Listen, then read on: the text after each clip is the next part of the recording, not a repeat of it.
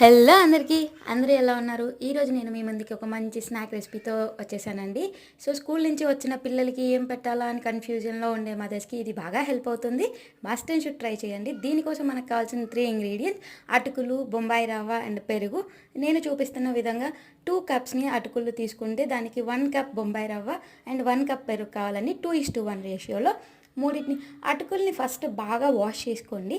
Wash చేసుకున్నాక బొంబాయి రవ్వ and పెరుగు యాడ్ చేసుకోండి. కానీ ఇది స్పూన్తోనే కలపండి, చేత్తో మాత్రం అసలు కలపద్దు. అండ్ దట్టు లైట్గా కలపాలండి, ఒక్కసారిగా హార్డ్గా మాత్రం చేయొద్దు. కొంచెం మొత్తం మిక్స్ అయింది అనిపించగానే అలా స్పూన్తో లైట్గా ప్రెస్ చేస్తూ ఒక హాఫ్ అన్ అవర్ వదిలేయండి. ఓకేనా? 20 మినిట్స్ హాఫ్ అన్ అవర్ వదిలేసినాక మళ్ళీ చేత్తో బాగా మ్యాష్ చేసుకోండి.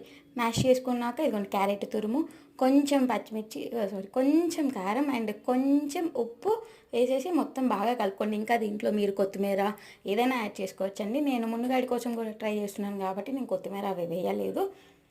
మనకు కావాల్సినవి ఇంకా కొంచెం పొటాటో ఏదైనా యాడ్ చేసుకోవచ్చండి. ఇలాగా చిన్న ఉండలు వేసుకోండి. ఓకేనా? పెద్దగా చేసుకోకండి. ఇవి నేను చిన్న బాండీలో వేసానండి, కానీ మీరు పెద్ద బాండీలో తీసుకోండి. ఒకదానికొకటి అతుక్కుంటే వేసిన వెంటనే అట్రాక్ట్ అయిపోతూ ఉంటే మనం వాటిని విడదీస్తూ ఉండాలి. అప్పుడే చాలా మంచిగా ఉంటుందండి.